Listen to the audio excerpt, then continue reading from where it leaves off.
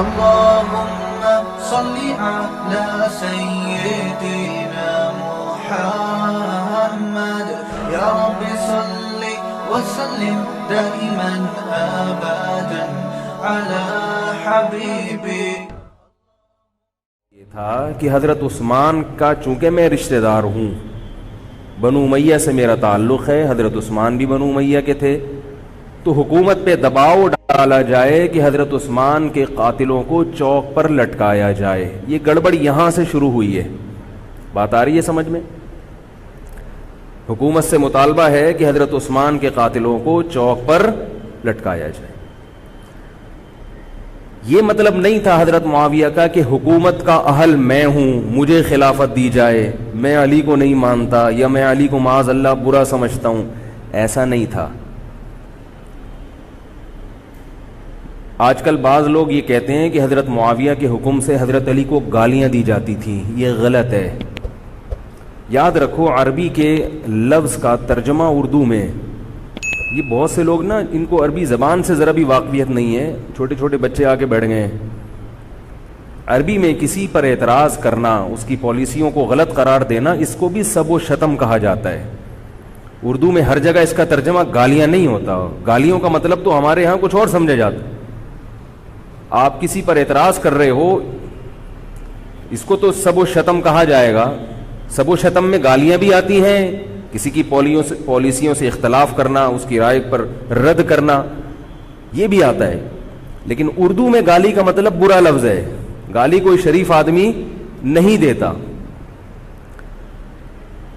خیر، میں یہ عرض کر رہا تھا کہ حضرت عثمان رضی اللہ تعالی عنہ کے قاتلوں سے قصاص کا دعا کریں میں جلدی سے اس موضوع کو سمیٹ کے آج ختم کر دوں.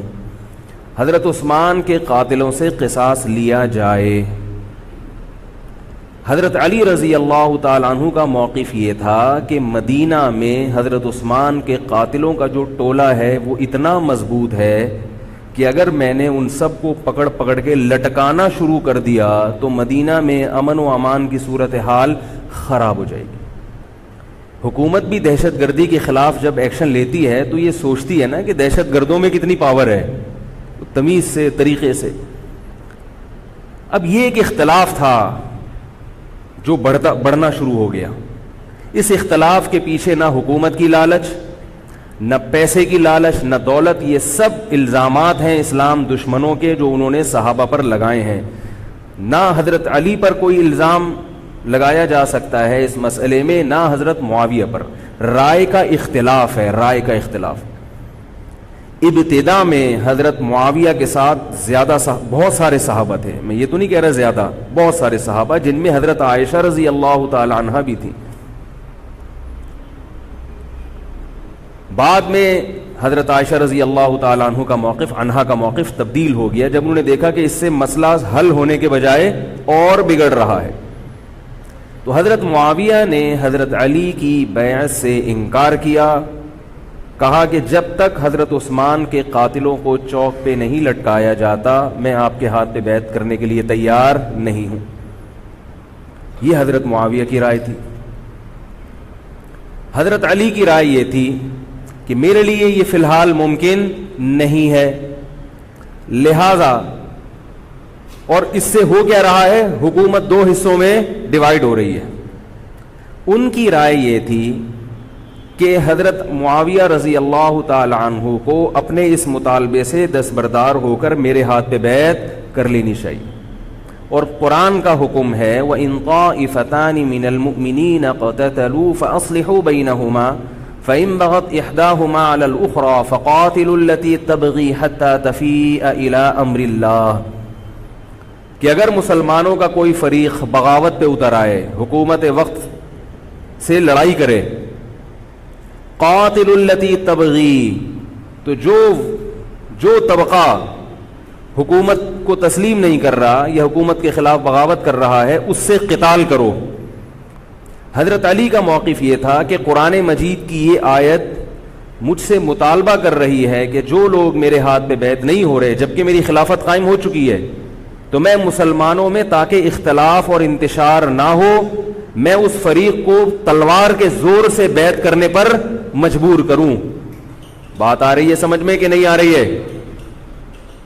آج تو پولیس بھی نہیں بلا سکتے، موبائل ہی نہیں ہے بھائی، بند پڑے ہوئے ہیں، ورنہ میں پولیس بلوا لیتا آج آپ کو بات سمجھانے کے. لیکن میں کہتا ہوں کہ میں پولیس اگر بلواتا، اگر پولیس ہی کو سمجھ میں نہیں آئی، یہ بھی تو بڑا مسئلہ ہے. خیر، تو حضرت علی کا موقف یہ تھا. حضرت معاویہ کا موقف یہ تھا کہ حکومت کے خلاف بغاوت غلط ہے نا. جس کو حکومت مان لیا ہو، جب تک میں نے خلیفہ مانا ہی نہیں ہے تو میرا یہ عمل بغاوت نہیں کہلائے گا. یہ اختلاف رائے ہے، اور یہ اختلاف صحابہ میں بھی ہوا ہے، تابعین میں بھی ہوا ہے، ائمہ مجتہدین میں بھی ہوا ہے، اور آج تک ہوتا آ رہا ہے. اس قسم کے اختلافات مکمل ختم نہیں ہو سکتے. یہ صحابہ میں بھی ہوا ہے. قرآن و حدیث کو سمجھنے کا اختلاف کہا جاتا ہے اس کو. اور اس اختلاف کے بارے میں نبی صلی اللہ علیہ وسلم کی صحیح حدیث ہے، اذا اجتہد المجتہد فإن اصاب فلہ اجران وإن اخطأ فلہ اجر واحد. جب کوئی مجتہد اجتہاد کرتا ہے، کیا مطلب؟ قرآن و حدیث کو سمجھنے کی کوشش کرتا ہے، اگر وہ صحیح نتیجے پر پہنچ جائے تو اس کو 2 اجر ملتے ہیں، اگر غلط نتیجے پر پہنچے تو بھی 1 اجر ملتا ہے اس کو، اس لیے کہ اس کے بس میں جو تھا وہ اس نے کر لیا. اب پیغمبر تو موجود نہیں ہے جو آ کے بتائیں گے کہ یہ صحیح کر رہا ہے، یہ غلط کر رہا ہے. میں نے اپنے ایک استاد سے ایک مرتبہ پوچھا کہ حضرت یہ علماء میں جب اختلاف ہوتا ہے کسی مسئلے میں تو عوام بڑی پریشان ہوتی ہے، کیا کریں ہم؟ انہوں نے فرمایا کہ عوام کو یہ بتاؤ کہ ہم پیغمبر نہیں ہیں اور ہم پیغمبر سے براہ راست مسئلہ پوچھ نہیں سکتے. ہمارے پاس جو قرآن و سنت ہے اور جو فقہائے کرام نے اس قرآن و سنت کی تشریح کی ہے، جو فقہ کی کتابیں ہیں، ہم اس میں دیکھتے ہیں. اب اس میں 2 علماء کی رائے میں اگر اختلاف ہو جائے تو اس اختلاف کو ختم کرنے کا ہمارے پاس کوئی راستہ نہیں ہے. نبی ہوتے تو ہم پوچھ لیتے. جب راستہ نہیں ہے تو بھائی اللہ کے نبی نے فرما دیا کہ جو تمہارے بس میں ہے وہ کر لو. اگر درست بات تک پہنچ گئے ڈبل اجر، نہیں پہنچے تو بھی اجر. اس میں ہمیں بتا دیا کہ اسلام پر عمل کے لیے اتنا کافی ہے کہ جو تمہاری استطاعت میں ہے وہ کر لو. نہیں آئی بات سمجھ میں؟ اب یہ اختلاف چھوٹے مسائل میں بھی ہو سکتا ہے اور بڑے مسائل میں بھی ہو سکتا ہے. تیسری بھی ایک جماعت تھی. یہ 2 اختلاف تو پتہ چل گئے نا، حضرت علی کا موقف، حضرت معاویہ کا موقف. ایک تیسری جماعت تھی جو یہ کہتی تھی کہ نہ ہم حضرت علی کا ساتھ دیں گے نہ حضرت معاویہ کا، کیونکہ دونوں مسلمان ہیں، دونوں لڑ رہے ہیں، مسلمانوں کو ہم لڑتا ہوا نہیں دیکھ سکتے. ان کا موقف تھا حضرت علی رضی اللہ تعالیٰ عنہ ایک صحابی کے پاس گئے اور ان سے کہا کہ آپ میری جماعت میں شامل ہوں اور اہل شام کے خلاف میرے ساتھ مل کے لڑیں. وہ صحابی گئے کہ لکڑی کی تلوار اٹھا کے لائے. انہوں نے کہا کہ میں نے رسول اللہ صلی اللہ علیہ وسلم سے سنا ہے کہ فتنے کا دور ہوگا، مسلمان آپس میں لڑیں گے، تو تم اس وقت اپنی تلوار کو لکڑی کی بنا لینا.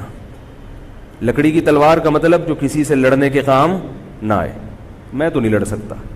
اب حضرت علی نے یہ نہیں کہ اس پہ تلوار رکھ دی ہو کہ نہیں تو تو جائے گا، یا تو دائرہ اسلام سے خارج ہے، یا تو باغی ہے. ٹھیک ہے، نہیں آ رہی سمجھ میں، چھوڑ دو. آج جو فتنے کھڑے ہو رہے ہیں نا، وہ اس پہ نہیں ہو رہے کہ صحیح کیا ہے غلط کیا ہے. فتنہ اس پر ہو رہا ہے کہ جو مجھے سمجھ میں آ رہا ہے وہ میں تھوپ کے اس کو مسلط کر دوں. مجھے اگر رفع الیدین سمجھ میں آ رہا ہے تو پوری دنیا رفع الیدین کیوں نہیں کر رہی، اور اگر مجھے ترک رفع الیدین سمجھ میں آ رہا ہے تو یہ چند لوگ رفع الیدین کیوں کر رہے ہیں. صحابہ کے دور میں رفع الیدین بھی ہوتا تھا اور ترک بھی ہوتا تھا، پھڈے نہیں ہوتے تھے. صحابہ کے دور میں زور سے آمین بھی تھی اور آہستہ آمین بھی تھی، جھگڑے نہیں تھے. صحابہ کے دور میں امام کے پیچھے فاتحہ پڑھنے والے بھی تھے اور امام کے پیچھے فاتحہ کو ناجائز اور حرام سمجھنے والے بھی تھے، مگر پھڈے بازی بولو بھائی نہیں تھی. تو حضرت علی رضی اللہ تعالیٰ عنہ نے ان صحابی کو مجبور نہیں کیا. حضرت علی کی فوج میں عمار ابن یاسر رضی اللہ تعالیٰ عنہ بھی تھے، زبیر ابن عوام، عبداللہ ابن زبیر رضی اللہ تعالیٰ عنہ، عبداللہ ابن زبیر ابن عوام. حدیث میں آتا ہے کہ جب جنگ صفین میں، جنگ جمل میں دونوں فوجیں آمنے سامنے کھڑی ہوئی ہیں، زبیر ابن عوام رضی اللہ تعالیٰ عنہ نے تقریر کی، اہل شام سے خطاب کر کے کہا کہ اے اہل شام، ہم جانتے ہیں کہ تمہارے ساتھ محمد صلی اللہ علیہ وسلم کی زوجہ ہیں حضرت عائشہ، جو ہمارے موقف سے متفق، یہ صحیح بخاری کی روایت ہے، جو ہمارے موقف سے متفق نہیں ہے لیکن ہے نبی کی بیوی، اور ساتھ کس کا دے رہی ہیں؟ تمہارا۔ اب اعتدال دیکھیں صحابہ کی رائے میں، فرمایا اللہ کی قسم ہم یہ جانتے ہیں کہ جیسے وہ دنیا میں نبی کی زوجہ تھی، جنت میں بھی نبی کی زوجہ ہوں گی، اگرچہ وہ اس معاملے میں ہمارے خلاف ہیں مگر اس کی وجہ سے ہم ان کے جنتی ہونے کا انکار نہیں کر سکتے۔ کیا مطلب؟ ان کی سمجھ میں جو آ رہا ہے وہ اس کے حساب سے کر رہی ہیں، لیکن ہماری سمجھ میں ان کی بات نہیں آ رہی۔ کیوں؟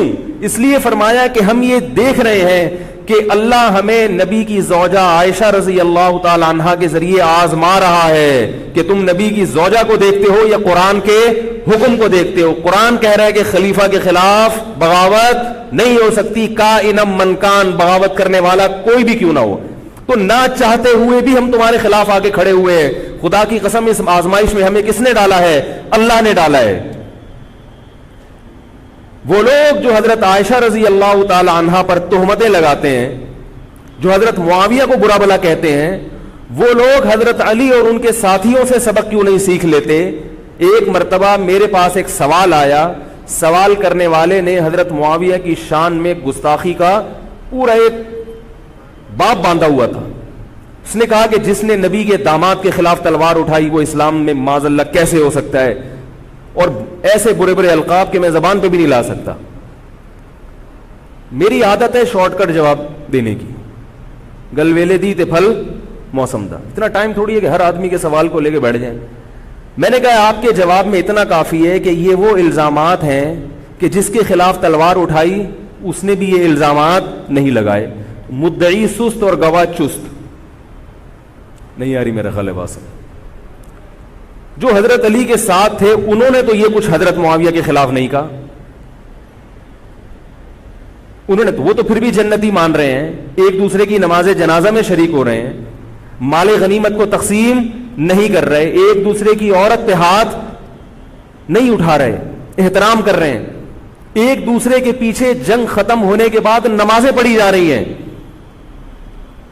اللہ تعالیٰ نے یہ مثال صحابہ کی قائم کی ہے دنیا کو دکھانے کے لیے کہ ان میں اتنا بڑا اختلاف ہو کہ تلواریں بھی چل جائیں تو وہ اختلاف بھی حدود سے تجاوز نہیں کرتا، اور ہمارے چھوٹے چھوٹے اختلافات میں کیا ایک دوسرے کے خلاف بہتان تراشیاں اور زبان درازیاں ہوتی ہیں۔ تو یہ اختلاف تھا حضرت علی اور حضرت معاویہ کا، جس میں تین فریق تھے۔ ایک حضرت علی تھے، ان کا موقف یہ تھا کہ میرے لیے تلوار اٹھانا واجب ہے۔ حضرت علی کے ساتھ جو لوگ تھے ان کا بھی یہ موقف تھا۔ حضرت معاویہ کا یہ موقف تھا کہ میں باغیوں کی فہرست میں آتا نہیں ہوں۔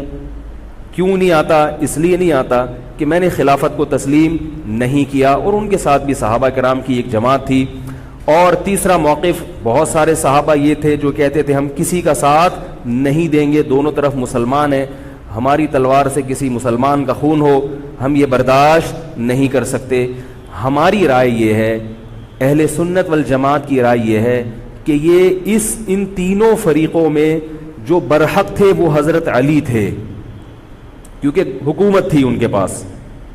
باقی جو دونوں فریق تھے صحابہ کرام کے، ان سے غلطی ہوئی ہے، مگر یہ غلطی اجتہادی ہے، یہ نفس پرستی والی غلطی، حکومت کی لالچ والی، دولت کی لالچ والی، یہ ہٹ دھرمی والی، یہ ضد والی غلطی بولو بھائی نہیں ہے۔ یہ وہ غلطی ہے جس کے بارے میں محمد صلی اللہ علیہ وسلم نے فرمایا کہ اگر مجتہد سے غلطی ہوتی ہے تو بھی اس کو اجر ملتا ہے، کیونکہ اللہ نے قرآن میں فرمایا فاتقوا اللہ ما استطعتم، اللہ سے اتنا ڈرو جتنی تم میں استطاعت ہے۔ تو ان کی جتنی سمجھ میں آیا انہوں نے اس حساب سے کیا۔ تو دو جنگیں ہوئی ہیں، جنگ جمل اور جنگ صفین۔ اب ایک اور بات ہے، تاریخی حقیقت ہے کہ دو جنگوں کے بعد حضرت علی رضی اللہ تعالی عنہ کو خوارج نے شہید کر دیا۔ یہ وہی خوارج جو حضرت عثمان کے قاتل تھے، انہوں نے شہید کس کو کیا؟ حضرت علی کو۔ حضرت علی کی شہادت کے بعد حضرت حسن رضی اللہ تعالی عنہ کی 6 مہینے تقریباً خلافت رہی ہے۔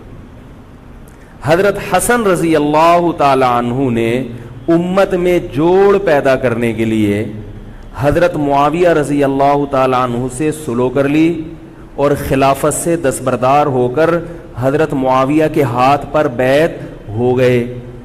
نہیں آ رہی میرا خیال, پولیس کو فون کریں یار, بہت اہم بات ہے یہ, اس کو اچھی طرح سمجھ لیں, اللہ کرے سمجھ میں آ جائے. تو جب یہ ہو گیا تو مسئلہ ختم ہو گیا نا.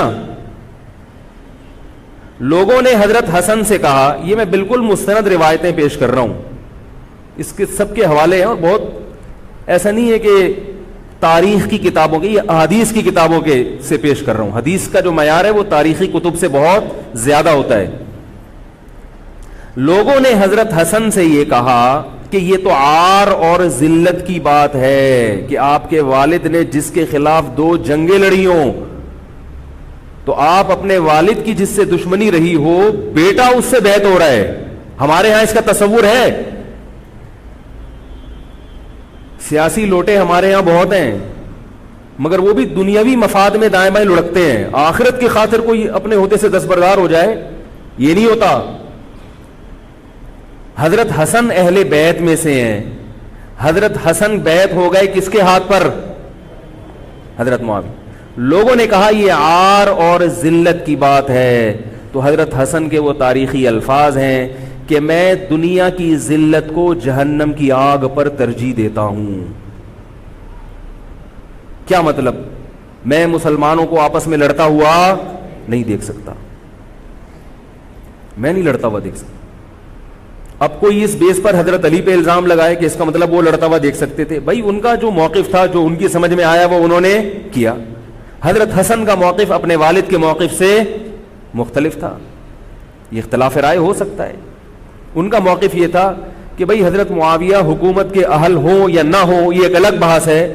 اگر میں ان کے مقابلے میں متوازی حکومت قائم کروں گا تو پھر مطالبہ ہوگا حضرت عثمان کے قاتل سے قصاص, جو کہ ممکن نہیں ہے, اور پھر یہ لڑائی آگے چلے گی. بہتر ہے کہ دستبردار ہو جاؤ کہ حضرت آپ ہمارے خلیفہ ہیں, آپ ہمارے امیر ہیں.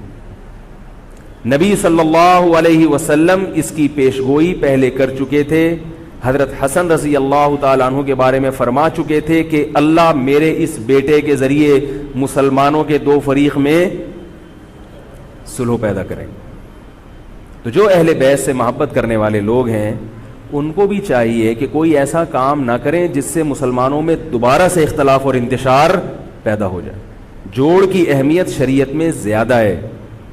اب جب حضرت معاویہ کی خلافت قائم ہوئی ہے, حضرت معاویہ نے حضرت حسن رضی اللہ تعالی عنہ کے اکرام میں کوئی کسر نہیں چھوڑی. اس پر متواتر روایات ہیں کہ حضرت معاویہ جتنا حضرت حسن کا اکرام کیا کرتے تھے اتنا کسی کا اکرام نہیں کرتے تھے. بہت زیادہ آپ کو عزت دی حضرت معاویہ رضی اللہ تعالی عنہ نے.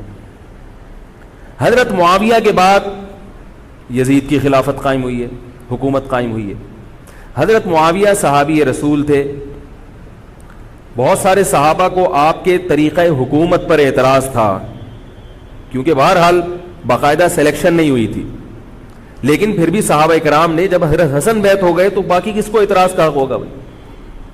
پھر حضرت معاویہ رضی اللہ تعالیٰ عنہ کے دور میں بہت جہاد ہوا ہے. اسلامی خلافت, ہمارا جو بر صغیر میں اسلام آیا ہے اس کا بہت بڑا حصہ حضرت معاویہ کے دور میں اسلام آیا. یہاں حضرت معاویہ کے بعد جب یزید خلیفہ بنا ہے مسلمانوں کا, تو بہت سارے صحابہ نے یزید کے ہاتھ پہ, بہت سارے تو نہیں, چند صحابہ نے یزید کے ہاتھ پر بیعت کرنے سے انکار کر دیا.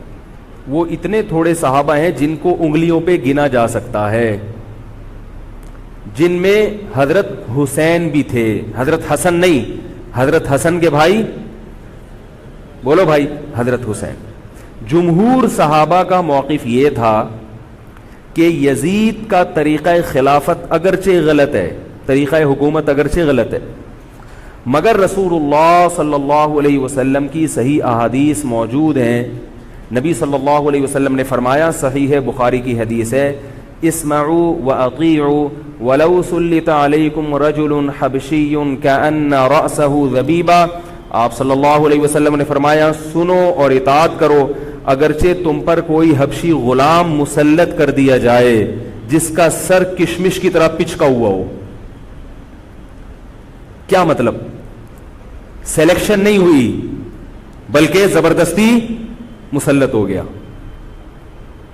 کسی بھی طرح سے, اور جو مسلط ہوا وہ کسی بھی لحاظ سے حکومت کرنے کا اہل نہیں ہے, غلام ہے, غلام کبھی بھی حکومت کا اہل نہیں ہوتا, اور غلام بھی حبشی کالا کلوٹا, گوروں سے جس کو ویسے ہی تبھی نفرت ہو, بھائی ہم سارے سفید ہیں اور یہ ایک بلیک کہاں سے آ گیا دوسری قوم کا آدمی.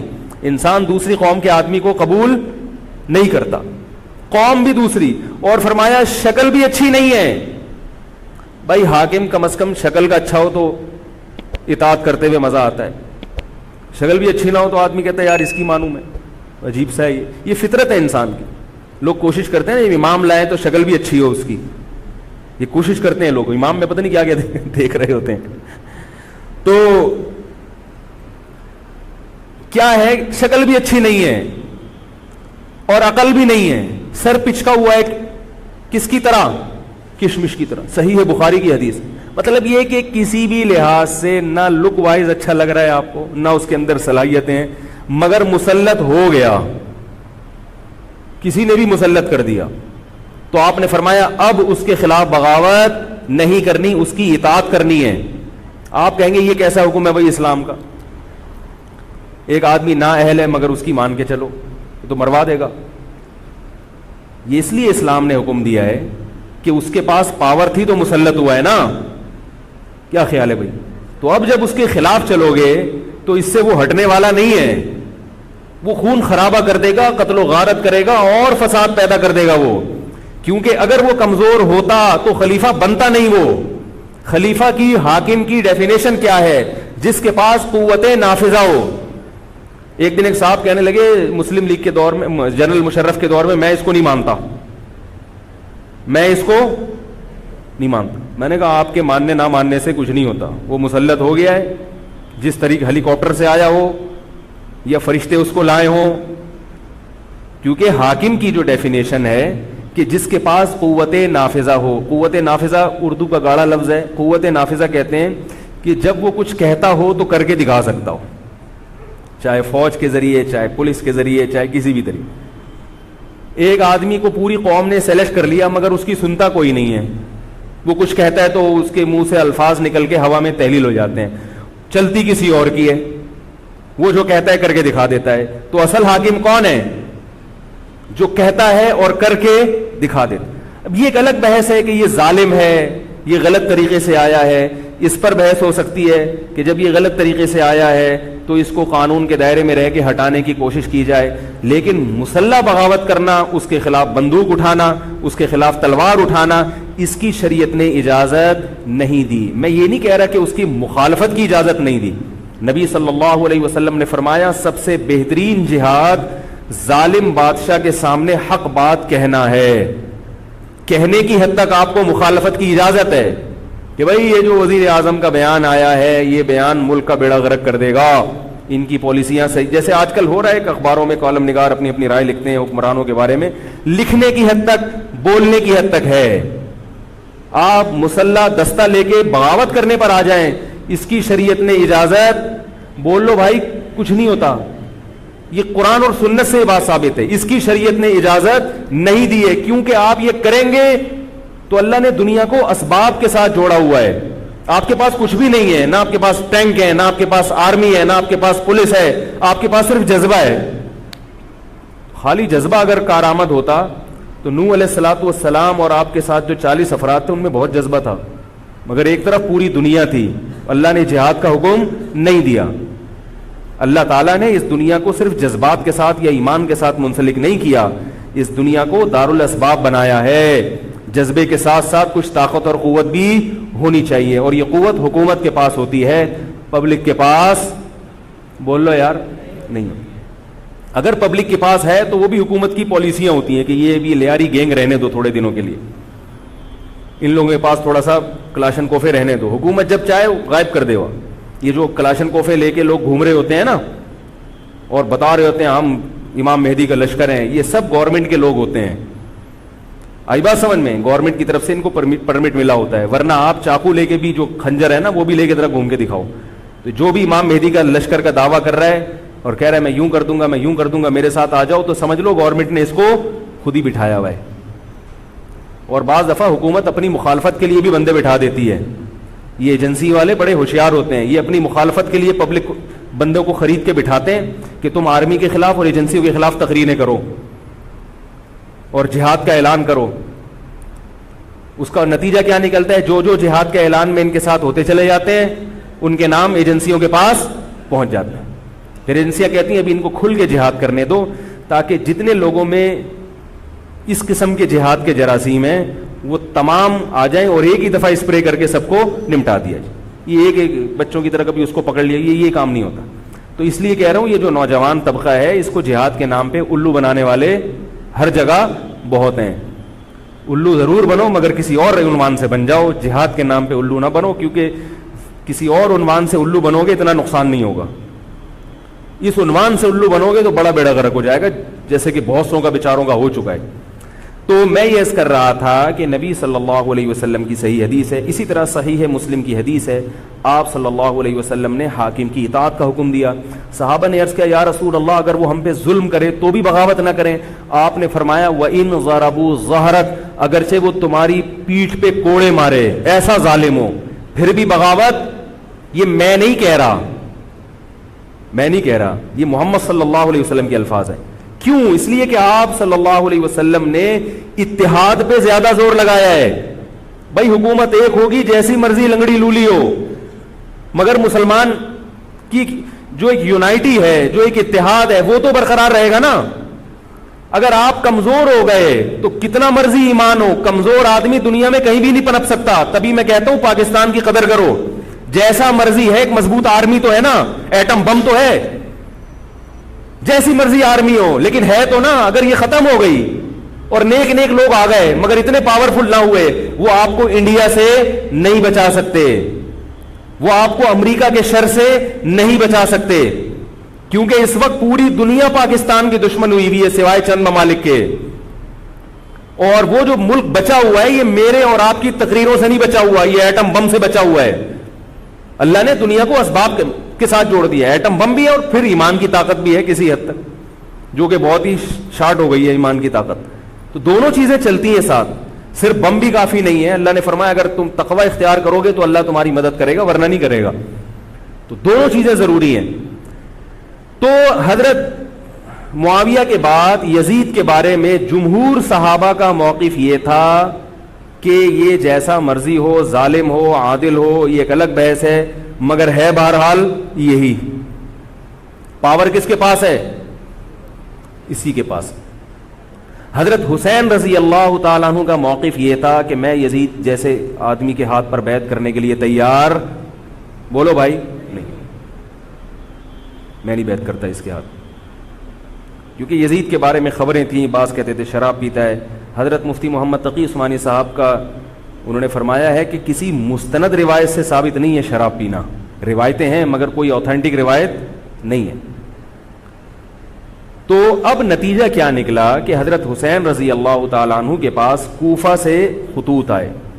کوفہ کا گورنر تھا ابن زیاد, وہ بھی یزید کا آدمی تھا, بڑا ظالم آدمی تھا وہ.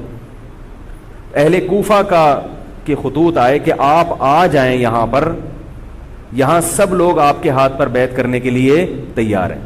حضرت حسین کا خیال یہ تھا کہ اگر یہ سب تیار ہیں تو یزید کی حکومت بغیر لڑائی کے, بغیر بڑے قتال کے, مسلمانوں کے خون خرابے کے بغیر ختم ہو سکتی ہے.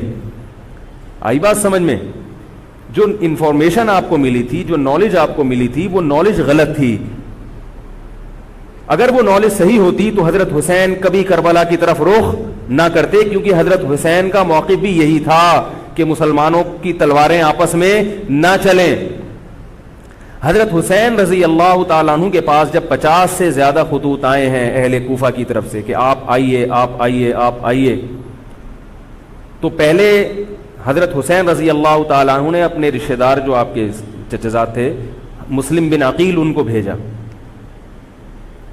نتیجہ کیا نکلا؟ مسلم بن عقیل کا وہاں پر حکومت نے گرفتار کر کے ان کو قتل کر دیا. اب یہ ایک ایسا ظلم تھا جس کے ظاہر ہے کہ کسی کو سفیر بنا کے بھیجا جائے, کسی کو حال احوال دیکھنے کے لیے بھیجا جائے, اور حضرت حسین کی نیت ہرگز بغاوت کی نہیں تھی. مگر کوفہ کے گورنر کو اور یزید کو یہ خیال تھا کہ خلافت کے اصل اہل یقیناً یہی ہیں. کہیں ایسا تو نہیں ہے کہ یہ امیر بننا چاہتے ہیں, یہ خلیفہ بننا چاہتے ہیں. ایک خوف اس کے دل میں بیٹھ گیا تھا, ایک لاشعور میں خوف ہوتا ہے نا, انسان کے دل میں بیٹھ جاتا ہے کہ آپ 100 دفعہ بھی کہیں بھی میری یہ نیت نہیں ہے, مگر وہ ڈر رہا ہوتا ہے کہ یار یہ کچھ کر نہ لیں.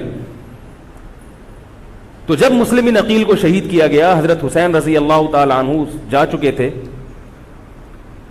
جب حضرت حسین رضی اللہ تعالی عنہ کوفہ کی طرف جا رہے تھے, بہت سارے صحابہ نے آپ کو منع کیا, جن میں عبداللہ ابن عمر رضی اللہ تعالی عنہ بھی تھے, عبداللہ ابن عباس رضی اللہ تعالی عنہ بھی, کہ آپ یہ کام نہ کریں.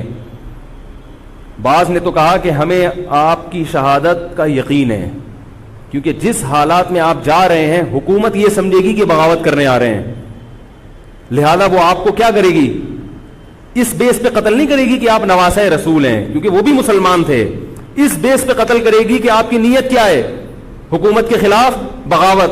تو ان کے پاس ایک اپنے آپ کو برحق ثابت کرنے کے لیے ایک دلیل ہوگی کہ حکومت کا باغی جو بھی ہو اسے کیا کر دو, قتل. رسول اللہ صلی اللہ علیہ وسلم نے فرمایا, صحیح حدیث ہے, کہ جب مسلمان کسی ایک امیر پہ جمع ہو جائیں تو اس کے خلاف جو بھی اٹھے, نبی نے فرمایا اس کو قتل کر دو, کائنم من کان, چاہے وہ اس کے خلاف اٹھنے والا کتنا ہی نیک کیوں نہ ہو. یہ حدیث کے الفاظ ہیں. حضرت حسین کا موقف یہ تھا کہ میں نے ابھی تک یزید کی خلافت اور حکومت کو تسلیم نہیں کیا, لہذا میں اس وعید میں داخل نہیں ہوں. اب ہوا یہ کہ حضرت حسین رضی اللہ تعالی عنہ جب گئے ہیں اور کربلا کے مقام پہ پہنچے ہیں, تو وہاں آپ رضی اللہ تعالیٰ عنہ کو مسلم بن عقیل کی شہادت کا بھی پتہ چلا, اور اندازہ ہوا, میں بہت شارٹ کر کے سنا رہا ہوں, اندازہ ہوا کہ حالات ایسے نہیں ہیں جیسے میں سمجھ رہا تھا. عبید اللہ جو ابن زیاد تھا بدبخت, اس نے حضرت حسین کو یہ کہا کہ بغیر کسی شرط کے حضرت حسین کو گرفتار کر کے لاؤ اور میرے ہاتھ پر بیعت کراؤ. یہ رسول اللہ صلی اللہ علیہ وسلم کے نواسے کی توہین تھی کہ آپ صلی اللہ علیہ وسلم کے نواسے ہیں اور ان کے ساتھ ایسے معاملہ کیا جائے جیسے ایک عام شخص کے ساتھ معاملہ کرتے ہیں. ان کو گرفتار کر کے معاذ اللہ گھسیٹ کے لاؤ اور میرے ہاتھ پر بیعت پر کیا کرو, ان کو مجبور کرو. حضرت حسین رضی اللہ تعالیٰ عنہ کا کربلا کے میدان میں موقف یہ تھا کہ میں اگر بیعت ہوں گا تو ڈائریکٹ یزید کے ہاتھ پہ بیعت ہوں گا جو مسلمانوں کا خلیفہ ہے, ابن زیاد کے ہاتھ پر بیعت نہیں ہوں گا. یہ بھی اس تاریخ کا ایک اہم پہلو ہے کہ حضرت حسین نے کوفہ جانے کا ارادہ ترک کر دیا اور کربلا سے شام جانے کا آپ رضی اللہ تعالیٰ عنہ نے ارادہ کر لیا. اور بعض مورخین نے لکھا ہے کہ حضرت حسین جو واپس آ رہے تھے تو وہ کربلا سے گزر رہے تھے, وہ واپسی کا راستہ ہی شام کا راستہ ہے. نہیں یاری بات میرا خیال ہے سمجھ, وہ جس ٹریک پر چل رہے تھے وہ راستہ کون سا ہے, وہ شام کو جاتا ہے. یہ اس کی علامت ہے کہ آپ یزید سے ملاقات کے لیے, مذاکرات کے لیے تیار, بولو بھائی, ہو چکے تھے کہ میں خود براہ راست یزید سے مل کے حال احوال دیکھتا ہوں, اگر مجھے سمجھ میں آئے تو میں اس کے ہاتھ میں بیعت ہو جاؤں گا. حضرت حسین رضی اللہ تعالی عنہ کا مقصد حکومت کے خلاف تلوار اٹھانا, بولو بھائی, نہیں تھا, ورنہ وہ اس کے لیے تیار نہ ہوتے. مگر جو ابن زیاد تھا اس نے حضرت حسین رضی اللہ تعالی عنہ اور آپ کے ساتھ جتنے اہل بیت تھے ان پر ظلم یہ کیا اس بدبخت نے کہ اس نے انہیں شام جانے کا راستہ نہیں دیا, اور اس میں اپنی توہین محسوس کی کہ میرے ہاتھ پر بیعت کیوں نہیں ہو رہے, اور لشکر بھیجا جس لشکر نے چاروں طرف سے حضرت حسین رضی اللہ تعالیٰ عنہ کو گھیرا. حضرت حسین نے کہا کہ میں عزت کی جو موت ہے اس کو ذلت کی زندگی پر ترجیح دیتا ہوں. کوئی بھی غیرت مند ہوتا تو اس وقت یہی کرتا کہ بھئی جب میں اپنے دعوے سے بھی دستبردار ہو گیا اور میں شام جانے کے لیے بھی تیار ہو گیا, اب میرا راستہ روکنے کی کیا حقیقت ہے. اللہ تعالیٰ کوفہ کے گورنر کے ذریعے حضرت حسین کا قتل کروانا چاہتے تھے تاکہ اس کی بدبختی ساری دنیا کے سامنے ظاہر ہو جائے. اگر حضرت حسین پھر بھی تلوار چلاتے, پھر بھی لڑتے, تو حضرت حسین پر یہ الزام لگایا جا سکتا تھا کہ معاذ اللہ آپ باغیوں میں ہیں. تو اللہ تعالیٰ نے اپنے نبی کے نواسے کو اس الزام سے محفوظ رکھا اور آپ نے لڑائی کا ارادہ ترک کر دیا. حضرت حسین نے کربلا کے میدان میں جو لڑائی لڑی ہے وہ اقدامی لڑائی نہیں تھی, وہ دفاعی لڑائی تھی. دیکھو جب حکومت آپ کو گھیر لے چاروں طرف سے, آپ کہیں ٹھیک ہے بھائی میں لڑائی سے دستبردار ہوتا ہوں, مجھے میرے گھر جانے دو. حضرت حسین کا ایک مطالبہ یہ بھی تھا کہ یا تو مجھے واپس جانے دو مدینہ, میں جہاں سے آیا ہوں وہیں جا رہا ہوں واپس, مکہ جانے دو یا مدینہ جانے دو. ان کا ایک مطالبہ تھا کہ نہیں, ان کو گرفتار کر کے لاؤ اور زبردستی ہمارے ہاتھ پر بیعت کراؤ. یہ ظلم تھا. نتیجہ کیا نکلا ہے کہ کربلا کے میدان میں آپ کو گھیر کر آپ کو بھی شہید کر دیا گیا, اور جتنے اہل بیت تھے مرد سوائے امام زین العابدین کے جو حضرت حسین رضی اللہ, حضرت حسن کے بیٹے تھے, ان کے علاوہ جتنے بھی اہل بیت تھے ان سب کو قتل کر دیا گیا. اور یہ اسلامی تاریخ پر ایک بدنما داغ ہے یہ واقعہ کہ ایک اسلامی حکومت تھی اور اس کے اسلامی حکمران تھے, اور ان حکمرانوں کے ہاتھوں محمد صلی اللہ علیہ وسلم کے نواسے کا سر جو ہے وہ گردن اڑائی گئی ہے. مجھ سے خدا کی قسم یہ الفاظ ادا نہیں ہو رہے, میں اپنے جذبات پہ بہت زیادہ کنٹرول کر رہا ہوں. وہ منظر کیا ہوگا کہ جب نبی صلی اللہ علیہ وسلم کے نواسے, آپ صلی اللہ علیہ وسلم کے نواسے کی گردن اڑائی گئی ہوگی. تو یہ بہت ایک اسلامی تاریخ میں ایک بدترین واقعہ ہے. لیکن بات یہ ہے کہ جب یہ واقعہ ہو گیا اور قتل کر دیا گیا, باقی جتنے بھی جو زندہ بچے تھے اہل بیت وہ یزید کے پاس لے جائے گئے. روایات میں آتا ہے کہ یزید نے ان کا اکرام کیا اور ان کو عزت کے ساتھ تحفے تحائف دے کر واپس کیا. یہ جو کربلا کے واقعات میں جو ظلم کی داستانیں اضافی بیان کی جاتی ہیں, اس کا مستند تاریخی روایات سے کوئی ثبوت بولو بھائی نہیں ملتا. اب لوگوں نے اپنی دکانیں چمکا لی ہیں, پانی نہیں تھا, کئی دنوں سے کھانا نہیں ملا. صحیح روایات سے ثابت ہے کہ حضرت حسین رضی اللہ تعالیٰ عنہ کربلا کے میدان میں وضو کر کے نماز پڑھتے تھے, تو پانی تھا تو, اور بعض نے یہ کہا کہ اہل بیت کی عورتوں کی عزتیں اچھالی گئی ہیں. آپ اس طرح کی باتیں کر کے اہل بیت سے محبت کا اظہار کر رہے ہو یا ان کی توہین کر رہے ہو؟ بولو بھائی.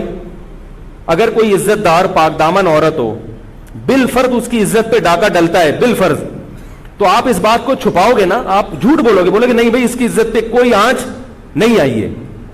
کیونکہ جب عورت کی عزت کو آپ کوئی تار تار کر دے اور آپ ممبر پہ بیٹھ کے اس کو بتا دو, تو وہ عزت تار تار ہونے سے اتنی بے عزتی نہیں ہوگی جتنی اس بات کو بیان کرنے سے اس کی بے عزتی ہوگی.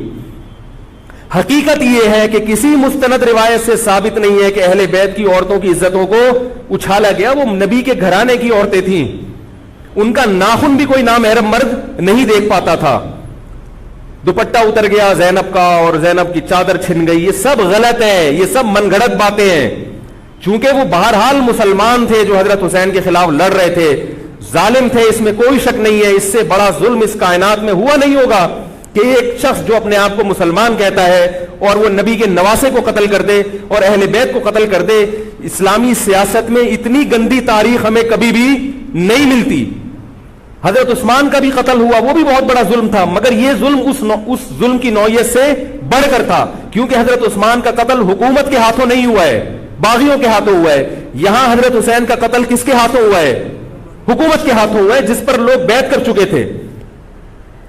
تو یہ اسلامی تاریخ میں ایک بہت بڑا بدنما داغ ہے, مگر اس کو بیان جس انداز سے کیا جاتا ہے اور جتنے قصے کہانیاں من گھڑت سنائے جاتے ہیں ان کا حقیقت سے تعلق نہیں ہے. ہماری نظر میں چاہے پانی بند کیا ہو یا نہیں کیا ہو, کھانا ملا ہو یا نہیں ملا ہو, ہماری نظر میں حضرت حسین رضی اللہ تعالی عنہ کا سر قلم کر دینا ہی کائنات کا بدترین ظلم ہے.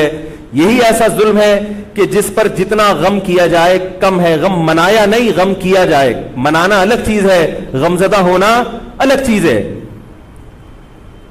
لیکن جو آگے اس میں تڑکا لگایا جاتا ہے اس کا حقائق سے تعلق بولو بھائی نہیں ہے. یہ دکانیں ہیں جو چمکائی, اس میں سب برابر ہیں, شیعہ بھی سنی بھی. بہت سارے سنی علماء بھی کربلا کے واقعے کو بہت ہی بھیانک انداز سے بیان کرتے ہیں, اور مقصد کیا ہوتا ہے؟ پبلک کو رلانا. ایک رونا وہ ہوتا ہے جو خود سے آئے, اور ایک رونا ہوتا ہے باقاعدہ آپ کو آرڈر پہ رونے کے لیے اور رلانے کے لیے بلایا جائے. وہ رمضان میں نے بتایا تھا نا کہ میں نے ختم قرآن پہ دعا کی تو مجھے رونا آ گیا, بہت زیادہ رونا آیا. اگلے دن ایک صاحب کہنے لگے مولوی صاحب آج بھی ایسی ایک دعا ہو جائے. میں نے کہا میں آرڈر پہ نہیں روتا, میں آرڈر پہ نہیں روتا. اب تو آ بھی رہا ہوگا تو نہیں آئے گا. نہ انسان کسی کے مشورے سے ہنس سکتا ہے اور نہ انسان کسی کے مشورے سے رو. اگر آپ کسی کے مشورے پہ رو رہے ہیں اس کا مطلب ڈرامے بازی. آپ کو فلم کا ایکٹر ہونا چاہیے, آپ کو ڈرامے جوائن کرنے چاہیے, وہاں آپ اچھے چل سکتے ہیں. جیسے کہ ہمارے ایک مشہور اسکالر ہیں, ان کے بارے میں لوگ یہ کہتے ہیں ان کو فلموں میں ہونا چاہیے تھا, پتہ نہیں یہ جیو پہ کیوں آ رہے ہیں. وہ آرڈر پہ روتے بھی ہیں, آرڈر پہ. اب چونکہ یوٹیوب کا دور ہے, میں پہلے جو کربلا کے واقعات جو لوگ بیان کرتے ہیں ان کی تقریریں نہیں سنتا تھا. اب کیا ہوتا ہے, بعض دفعہ بیٹھے ہوئے ہیں کہیں سفر پہ جا رہے ہیں تو یوٹیوب کی ویڈیو, ہم نے کہا چلو یار ہم بھی سن لیں. ایسی چہک چہک کے منہ بنا بنا کے گھما گھما کے تقریریں ہوتی ہیں, لگتا ہے کہ یہ باقاعدہ ایک ڈرامہ ہے, اداکار ہے, فنکار ہے جس کو ڈرامے بازی کے لیے یہاں. یہ حضرت حسین کی شہادت کو کیش کرا رہے ہیں. یہ حضرت حسین سے محبت کرنے والے نہیں ہیں, یہ ان کی شہادت کو. دیکھو اس کی مثال ایسے جیسے کوئی محلے میں مر گیا, کسی سیٹھ کا بیٹا مرا, اب آپ کو سیٹھ سے قرضہ چاہیے تو سب سے زیادہ آپ روگے نا, تاکہ سیٹھ صاحب سمجھیں کہ محبت سب سے زیادہ کس کو ہے, آپ کو. تو آپ اس کی بیٹے کی موت کو کیا کرا رہے ہو, کیش کرا رہے ہو. بعض لوگ کسی کی شہادت کو کیش کراتے ہیں, کسی پہ ظلم کو کیش کراتے ہیں. تو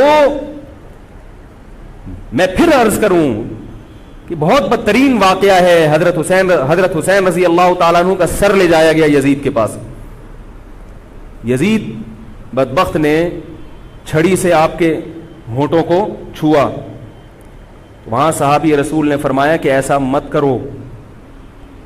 فرمایا اللہ کی قسم میں نے ان ہونٹوں پہ بارہا محمد صلی اللہ علیہ وسلم کے ہونٹ رکھے ہوئے دیکھا ہے.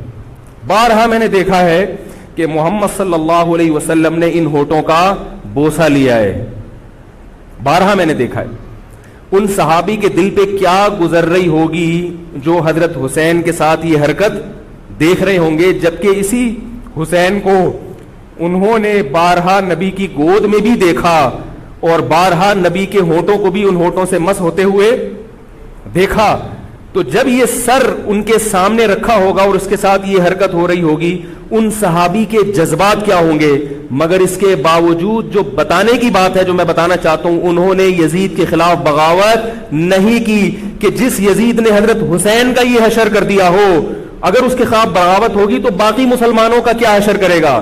تو اس میں صبر کی تلقین بھی صحابہ نے بتائی ہے کہ حاکم کے مظالم کو برداشت کیا جائے, زبان سے اس کو ہائی لائٹ کیا جائے کہ غلط ہو رہا ہے, تلوار نہ اٹھائی جائے. بات نہیں آ رہی میرے خیال ہے سمجھ میں, کیونکہ آج ایک واقعہ ہوا ہے ورنہ کربلا جیسے درجنوں اور واقعات ہو جائیں گے. تو صحابہ کرام کی سیرت میں ہمیں ہر طرح کے اسباق ملتے ہیں. تو میں یہ عرض کر رہا تھا کہ یہ ہے وہ کربلا کا واقعہ جس کا میں نے آپ کو خلاصہ بیان کیا. اس کے بعد کیا ہوا ہے کہ یہ جو بنو امیہ کی حکومت تھی, اس کی وہ ویلیو صحابہ کرام کے دل میں نہ رہی جو پہلے کسی حد تک برقرار تھی. یہ بہت ایک حکومت کے خلاف لوگوں کے دل میں بغض پیدا ہو گیا اور بالآخر بغاوتیں شروع ہوئیں. لیکن جمہور صحابہ کا موقف پھر بھی یہی تھا کہ حکومت کے خلاف بغاوت جائز, بولو بھائی, نہیں. اور اسی طرح کے ظالم لوگ آتے رہے اور انہی کی اولادوں میں بنو امیہ میں اللہ نے پھر عمر ابن عبدالعزیز کو پیدا کیا. عمر ابن عبدالعزیز بھی انہی ظالم لوگوں کی اولاد تھے, مگر اسلام چونکہ قیامت تک رہنے کے لیے آیا ہے تو اللہ کو اپنا دین محبوب ہے, اللہ غیب سے انتظام کرتے ہیں. عمر ابن عبدالعزیز جیسے ہی حکومت میں آئے ہیں, خلیفہ بنے ہیں, آپ رضی اللہ تعالی عنہ نے وہ بنو امیہ کی جو جاہلانہ چیزیں تھیں ان سب کو ختم کر دیا. حکومتی ملکیت کو جو ذاتی خزانہ لوگ سمجھنا شروع کر دیا تھا اس کو ختم کیا. عمر بن عبدالعزیز کی ایک تاریخ ہے, ان کو 5واں خلیفہ راشد کہا جاتا ہے. علم حدیث کو مرتب کیا گیا, فقہ کو مرتب کیا گیا, حدیث کا علم ضائع ہو رہا تھا. آپ نے حکم دیا کہ اکتب ما کان من حدیث رسول اللہ صلی اللہ علیہ وسلم فإنی اخاف ضیاع العلم والعلماء. فرمایا مجھے علم اور علماء کے ضائع ہونے کا خطرہ ہے, محمد صلی اللہ علیہ وسلم کی حدیثوں کو ریٹن فارم میں لایا جائے. تو باقاعدہ پھر احادیث کو باقاعدہ جمع کیا گیا کتابوں کی شکل میں, اور آج ہمارے پاس وہ حدیث محفوظ ہیں. فقہائے کرام کا دور آیا تو اللہ تعالیٰ نے حضرت عمر بن عبدالعزیز کے دور میں امت کو الحمدللہ دوبارہ جمع کر دیا. عمر بن عبدالعزیز کے بعد پھر بغاوتیں ہوئیں, بالآخر بنو امیہ کی حکومت کا خاتمہ ہوا, بنو عباس کی حکومت آئی. مگر بنو عباس کی حکومت آنے سے بنو امیہ کی حکومت مکمل ختم نہیں ہوئی. وہی ہوا کہ آپ نے اچھی نیت سے بغاوت کی مگر اس کا نقصان زیادہ. وہ کیا ہوا؟ بنو امیہ بھاگ گئے, اندلس میں حکومت قائم کر لی, اور ادھر بنو عباس کی. تو یہ تاریخ میں پہلا واقعہ تھا کہ اسلامی خلافت دو حصوں میں ڈیوائیڈ ہو گئی. اس کے بعد آج تک ایک جگہ مسلمان جمع نہیں ہو سکے. کیوں؟ مسلمانوں نے اس حدیث کی مخالفت کی کہ امیر کے خلاف بغاوت بولو بھائی نہیں کرو. اب میں آپ سے ایک بات کہتا ہوں کہ بالآخر ڈیوائیڈ ہوتے ہوتے ہوتے ہوتے آج پتہ نہیں کتنے سارے اسلامی ملک بن گئے. پاکستان میں الگ ہے, سعودی عرب کی پالیسیاں الگ ہیں, دبئی الگ چل رہا ہے, قطر اور سعودیہ کا پھڈا ختم نہیں ہو رہا. 1920 تک تو پھر بھی خلافت عثمانیہ تھی, اگرچہ پوری دنیا پہ نہیں تھی. ہندوستان میں الگ حکومت تھی, خلافت عثمانیہ الگ تھی, اندلس میں الگ حکومت تھی, مگر پھر بھی مسلمانوں کی 3-4 بڑی بڑی حکومتیں تھیں جو ایک, اور کسی حد تک ان میں اتحاد تھا. 1920 میں وہ بھی ختم, اور اتنے سارے ممالک وجود میں آ گئے, سب کی الگ الگ پالیسیاں ہیں. اب جو آدمی خلافت کے نام پہ جہاد کی بات کرتا ہے وہ لوگوں کو ایک امیر پہ جمع نہیں کرے گا. جتنے ملک بن چکے ہیں نا, ان کو مزید توڑ کے, اگر یہ 20 ہیں تو 40 بنا دے گا ان کو. بہت مشکل ہے سمجھانا بھائی. اب اگر کوئی کہتا ہے نا ظالم حاکم کے خلاف تحریک چلاؤ, آؤ ہمارے ساتھ مسلح بغاوت میں شامل ہو, ہم حکومت کے خلاف تلوار اٹھائیں گے, تو نتیجہ کیا نکلے گا؟ یہ سارے مل کے ایک امیر نہیں بن جائیں گے. یہ اگر 20 ہے نا تو کتنے ہو جائیں گے؟ بولو بھائی 40. جیسے جو جماعت المسلمین بنی نا کہ 4 فقہ ہیں, حنفی, شافعی, مالکی, ہم بھی ہم نہیں مانتے, تو سب کو ختم کرو, ایک بناؤ. تو اس ایک بننے سے یہ ختم نہیں ہوئے, بلکہ 4 کے بعد کتنے ہو گئے؟ 5 ہو گئے. نہیں آ رہی بات میرا خیال؟ آ رہی ہے الحمدللہ. اور بھی جو بھی اس کی باتیں کر رہے ہیں نا امت کو اتحاد کے لیے, آ جاؤ میرے پاس آ جاؤ, تو وہ 6واں بنا رہا ہے, 7واں بنا رہا ہے, پھر 8واں بنا رہا ہے, ایسے بنتے چلے جا رہے ہیں. او بھائی جو ہے وہاں بریک لگا دو, اللہ کا واسطہ روک دو ان کو, کوئی بات نہیں, 4 ہیں, جو جس کو فالو کرے ٹھیک ہے, کچھ نہیں ہوتا اس سے, ہمیشہ سے چلے آ رہے ہیں.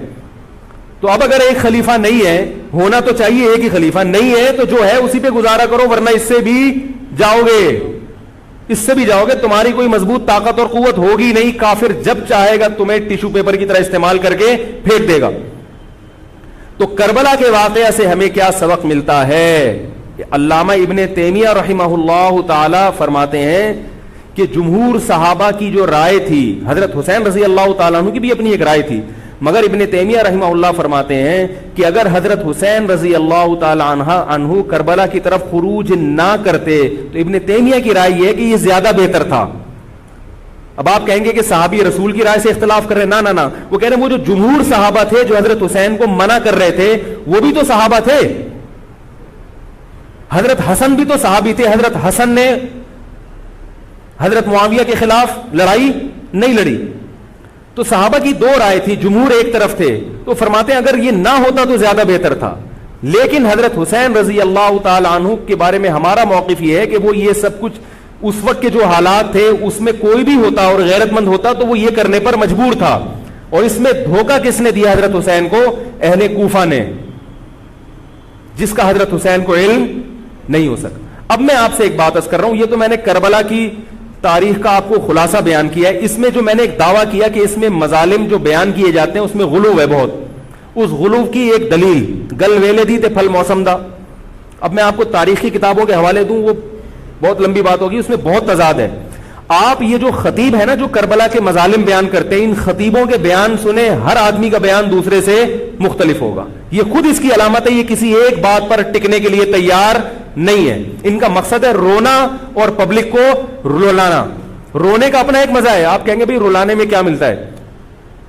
بھائی جیسے ہنسنے کا مزہ ہے ایسے ہی آرڈر پہ باقاعدہ رونے کا بھی ایک تو رونا غم سے ہو رہا ہوتا ہے, اس میں مزہ نہیں آتا. ایک آرڈر پہ جب انسان روتا ہے اس کا اپنا ایک مزہ ہے. تو اللہ کے بندو, حضرت حسین کی شہادت کو کیش مت کراؤ. صحابہ کرام پہ جو مظالم ہوئے ہیں ان کو آپ اپنی ذات کو چمکانے کا اور اپنی دکانداری کا ذریعہ نہ بنائیں, چاہے کوئی سنی ہو یا شیعہ ہو.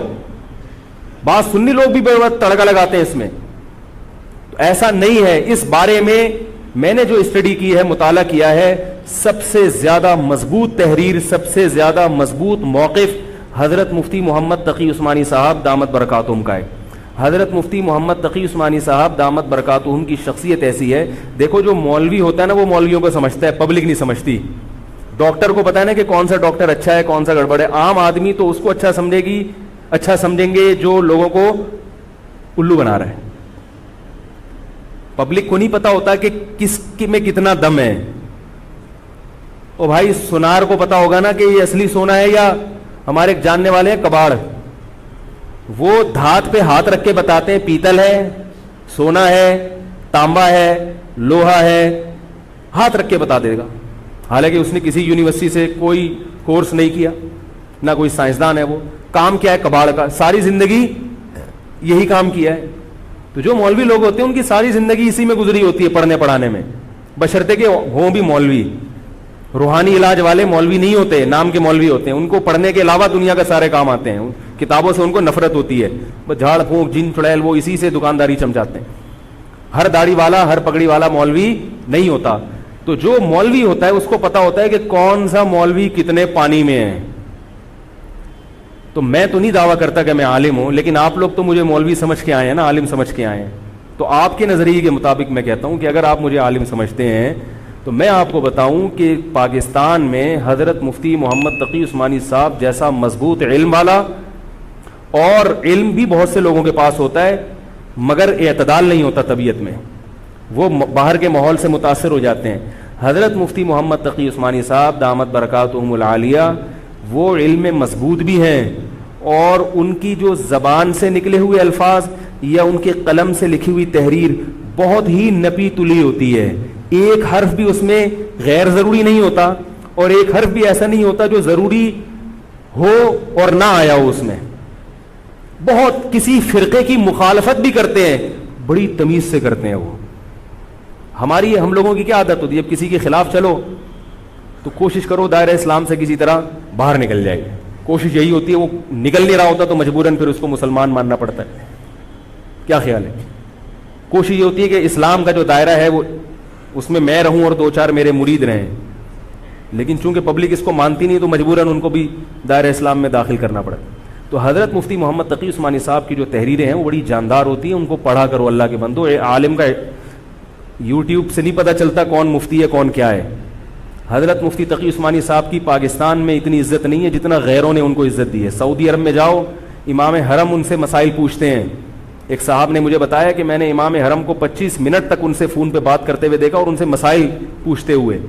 عرب علماء ان کی قدر کر رہے ہیں, ملیشیا میں ان کی قدر ہے, پاکستان میں لوگوں کو ان کا پتہ ہی نہیں. میں یہ نہیں کہہ رہا کہ وہ ان سے کوئی خطا ہو ہی نہیں سکتی. تکافل کے معاملے میں حضرت مفتی محمد تقی عثمانی صاحب کی جو رائے ہے, تو میں تو بہت ہی چھوٹا آدمی ہوں, میں یہ نہیں کہہ سکتا, لیکن جن علماء کی رائے ان کے خلاف ہے میرا موقف بھی وہی ہے. میں تکافل کے معاملے میں حضرت مفتی تقی عثمانی صاحب کی رائے کو ہم لوگ صحیح نہیں سمجھتے, لیکن بہرحال اجتہادی اختلاف ہے, یہ نہیں کہ وہ غلط ہیں. تو ہماری رائے ہے کہ اس معاملے میں حضرت سے اجتہادی غلطی ہوئی ہے. میری نہیں, میں تو بہت چھوٹا آدمی ہوں ان کے مقابلے میں, لیکن ہمارے بڑوں کی رائے ہے. اور اس کی جو میں نے ٹوٹی پھوٹا جو اس میں تحقیق کی ہے, مجھے بھی تکافل کے ناجائز ہونے پر اطمینان ہے. بہت اس میں بحث کی ہے, دارالعلوم کے علماء سے بھی ملا ہوں. حضرت مفتی محمد تقی عثمانی صاحب دامت برکاتہم کے ساتھ جو مجلس ہوئی جامعۃ الرشید کے علماء کی 3 گھنٹے, اس مجلس میں بھی میں موجود تھا. تو میں نے دونوں طرف کے دلائل بہت اچھی طرح سے سنے ہیں, تو مجھے اس کے ناجائز ہونے پر اطمینان ہے. لیکن مسئلہ اختلافی ہے, تو جب بڑے حضرات میں جو بڑے علماء ہیں ان میں جب اختلاف ہوتا ہے تو پھر عوام کو چاہیے کہ جس کی رائے پہ ذل زیادہ مائل ہو رہا ہے اس کی رائے کو فالو کر لے, کسی دوسرے پر اعتراض نہ کرے. بات آ رہی ہے سمجھ میں؟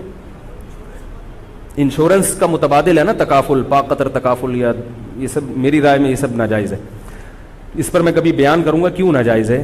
تو بیان تو نہیں کرنا چاہیے, ان اختلافی مسائل کو ممبر پہ نہیں لانا چاہیے, لیکن یہ کہ اب ہر عالم تک اپنی بات پہنچانا بڑا مشکل ہے. تو میں چاہتا ہوں ایک بیان ایسا ہو تاکہ علماء تک بات پہنچ جائے. پھر علماء جب دونوں طرف کے دلائل رکھ کے فیصلہ کر لیں گے جس عالم کی جو رائے بنے, تاکہ دوسرا پہلو سامنے آ جائے. ابھی تو صرف جواز کا پہلو لوگوں کے سامنے آ رہا ہے, عدم جواز والا نہیں آ رہا, تاکہ دونوں پہلو آئیں. پھر علماء کی جو رائے بنے گی, جو جس کی رائے کو فالو کرتا ہے, ٹھیک ہے بھائی. تو میں یہ عرض کر رہا تھا, حضرت مفتی محمد تقی عثمانی صاحب بہت بڑے عالم ہیں, ان کی قدر کر لیں. ان کی تحریریں بڑی معتدل ہوتی ہیں اور ان کی رائے بہت ہی معتدل ہوتی ہے اور بہت مدلل ہوتی ہے. تو کربلا کے بارے میں، یزید کے بارے میں جو حضرت مفتی محمد تقی عثمانی صاحب کی رائے ہے وہ وہی ہے جو میں نے آپ کے سامنے بیان کی ہے. بات آ رہی ہے؟ نہیں آ رہی میرا خیال ہے. تو میں یہ نہیں کہہ رہا کہ میں نے ان کی تقلید میں یہ سب بیان کیا ہے، بلکہ جو مطالعہ کیا تو اس کے بعد ان کی رائے بہت زیادہ جاندار لگی ہے. اور یہ جو میں عرض کر رہا ہوں نا کہ یہ جو کربلا کے واقعات بیان کیے جاتے ہیں، ہر خطیب کا بیان دوسرے خطیب سے مختلف ہے. یہ خود اس کی علامت ہے کہ دال میں کچھ کالا کالا ہے. یہ ایک جگہ ٹکتے کیوں نہیں ہیں؟ تو اب میں ایک بات عرض کروں. اسی طرح یزید کے بارے میں لوگ سوال پوچھتے ہیں یزید کیا، تو یزید کے بارے میں بھی دونوں طرف ہماری رائے کے حساب سے غلو ہے. یزید کے دور میں حضرت حسین کا قتل یقیناً ہوا ہے، مگر کسی ایک مستند روایت سے یہ ثابت نہیں کہ یزید نے حکم دیا تھا حضرت حسین کو قتل کرنے کا. یہ کہیں بھی روایت میں ثابت نہیں آ رہی میرا خیال ہے. کوفہ کے گورنر کے حکم سے قتل ضرور ہوا ہے، لیکن کیا یزید نے اس کا آرڈر دیا تھا؟ اس کا کسی مستند روایت میں ثبوت بولو بھائی نہیں ملتا. لیکن اس بنیاد پہ یزید کو رحمت اللہ علیہ کہنا یہ بھی غلط ہے. ٹھیک ہے، یزید کے بارے میں کسی مستند روایت سے نہیں ملتا کہ اس نے قتل کا حکم دیا تھا یا قتل کروایا تھا، لیکن قتل ہونے کے بعد یزید نے اس گورنر کے خلاف ایکشن نہیں لیا. حضرت عثمان کے قاتلوں کے بارے میں تو یہ تھا کہ ان کو لٹکایا جائے، حضرت حسین کے قاتلوں کو کیوں نہیں لٹکایا؟ نہیں یاری بات سمجھے. تو یہ جرم بھی ہے کہ حکومت، ممکن ہے یزید کہہ سکتا ہو کہ میرے بس میں نہیں ہے، کہہ سکتا ہو کہ میرے بس میں نہیں ہے. تو بھائی آپ کے بس میں اگر نہیں ہے تو حضرت علی کے بس میں بھی نہیں تھا حضرت عثمان کے قاتلوں سے قصاص لینا. تو اس لیے یزید کو بالکل معصوم قرار دینا یہ بھی غلط ہے. وہ مجرم تھا، لیکن اس کو اتنا لعنتی قرار دے دینا کہ گویا حضرت حسین کو اس نے قتل کرایا تھا، اس کا بھی کسی تاریخی مستند روایت سے ثبوت نہیں ملتا. لہذا صحیح بات یہ ہے کہ نہ لعنت اللہ علیہ کہو نہ رحمت اللہ علیہ کہو. خام خواہ میں فضول چیزوں میں پڑھنے کی بولو بھائی ضرورت کیا ہے؟ قیامت کے دن آپ سے یزید کے بارے میں سوال، میرے سے کسی نے پوچھا کہ یزید کے بارے میں آپ کیا کہتے ہیں. میں نے کہا آپ کو جاپان کے جو بھی صدر ہے اس کے بارے میں پتہ ہے، چائنا کے بارے میں پتہ ہے؟ وہ کہہ رہے وہ تو کافر ہیں. میں نے کہا چلو مسلمانوں کے، علامہ اقبال کے بارے میں پوری رپورٹ ہے آپ کے پاس. تاریخ میں لاکھوں شخصیات ایسی ہیں جن کے بارے میں آپ کو نہیں پتا. تو یزید کے بارے میں بھی اگر نہیں پتا ہو تو میرا خیال ہے کوئی پریشان ہونے کی ضرورت نہیں ہے. تو یہ کربلا ایک واقعہ تھا، ایک اسلامی تاریخ میں ایک بدترین واقعہ رونما ہوا اور یہ واقعہ ختم ہو گیا. ہمیں جو قرآن اور سنت نے جس بات کا حکم دیا ہے ہمیں وہ کرنا ہے. بات آ رہی ہے سمجھ میں؟ ہمیں کیا کہا ہے؟ نماز قائم کرنی ہے، اسلام کے 5 ارکان ہیں. کربلا کا واقعہ دنیا میں وجود میں آتا تو بھی 5 نمازیں پڑھنی تھیں، وجود میں نہیں آتا تو بھی 5 نمازیں پڑھنی. باقی حضرت حسین کی شہادت اس لیے بھی ہوئی ہے کہ اللہ کے نبی نے ان کو شہید قرار دے دیا تھا. اللہ تعالیٰ نے آپ کو اس منصب تک پہنچانا تھا جس منصب کی گواہی محمد صلی اللہ علیہ وسلم دے چکے. بعض دفعہ کوئی مقصد نہیں ہوتا، ایک مقصد ہوتا ہے کسی کو اونچے درجے تک پہنچانا. غزوہ احد میں 70 صحابہ شہید ہوئے. اللہ نے اس کی حکمت یہ بھی بیان کی، وَيَتَّخِذَ مِنْكُمْ شُهَدَاءَ، اللہ تم میں سے بہت سو کو شہادت کے درجے پر فائز کرنا چاہتا. تو حکومت تھی، حضرت حسین رضی اللہ تعالیٰ عنہ کو اللہ تعالیٰ نے شہادت کے مرتبے پر پہنچایا اور ظالم حکمرانوں کے مرتبے کو گھٹانا تھا. تو یہ کام ہو چکا. اب ہمیں کیا کرنا ہے؟ ہمیں جو قرآن اور سنت ہے اس کو فالو کرنا ہے.